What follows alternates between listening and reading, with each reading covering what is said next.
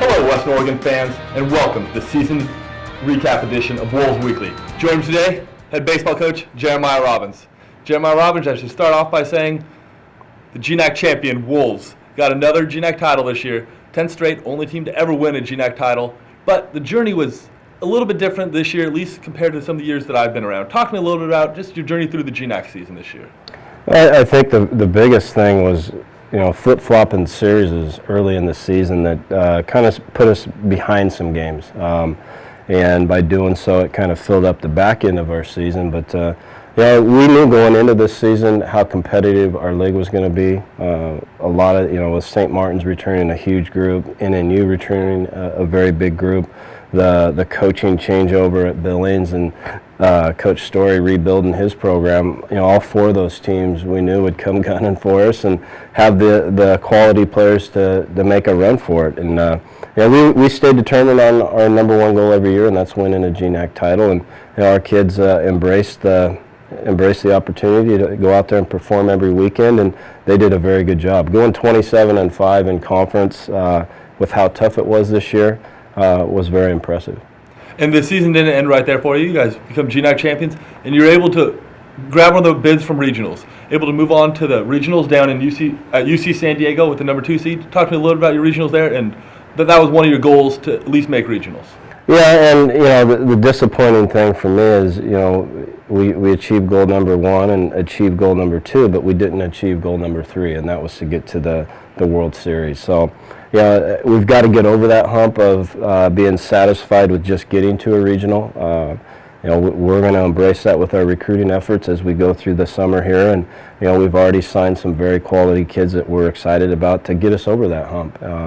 It is what it is. That our region's very tough. I believe Sonoma State went on and they won that regional and then went to the national tournament, and I think they're 4th or 5th in the United States. So, to get out of our region is a feat in itself, and we're going to keep grinding on that, and hopefully one of these days we'll get out of it. And just like you said, I've really, even from me being around for 3 years, really see that you aren't content at all going to regionals. You see that a lot of other ones, and even your guys weren't content going down there. It felt like they had a bit of a mission that they want to do, and so really interesting, like you say, that meeting goal 1, meeting goal 2 does not leave you exactly satisfied on the end of the season, but that you set your sights higher and carry North Carolina. Absolutely. That's our goal every year is carry North Carolina, and we had a great group of kids this year. I'm not taking anything away from their efforts. We had some of the worst weather that I've had to deal with since I've been here, and to make it to that regional, that's a great accomplishment.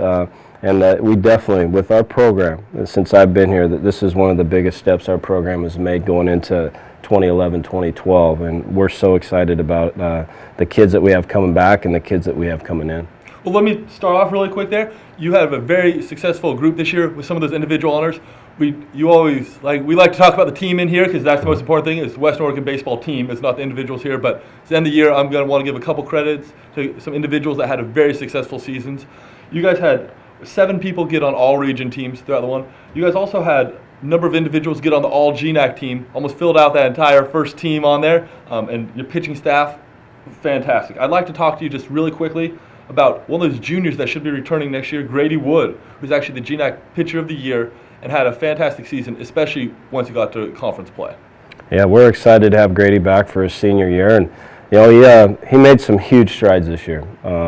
We all knew he could pitch, and you get him out on the mound, but the mental growth that he went through this year was phenomenal, and I'm so excited for him to come back, and he's going to have an opportunity this summer to pitch up in Alaska, which will be a huge experience for him, throwing against D1 guys up there. So, him coming back to anchor that staff as a senior with Kirk Land coming back, Jason Wilson, he's going to get his grades figured out, and he'll be back for us. And some of the arms out of our pen that didn't get a lot of opportunities, they're going to grow and develop over the summer and through fall ball and winter workouts. And I'm excited for our pitching next year. Position player-wise, we don't have a lot coming back, but we got quality coming back, and I'm excited for that. It's fantastic. You guys also were able to rack in the GNAC Player of the Year again, Daniel Dillard.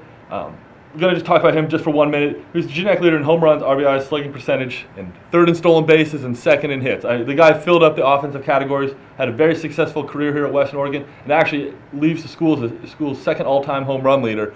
just a very successful season, and had a good run here, along with 9 other seniors, including Mike Ward and a couple other guys that really helped contribute to this program during their time. I'd like to hear about the seniors from you that will be leaving. They'll all be missed very much. We talk about their talents and their numbers that they put up, but what they brought to the team in the dugout, in our practice sessions, off the field, that is the biggest thing we'll miss with those seniors. They all did a phenomenal job. They were 100% bought in.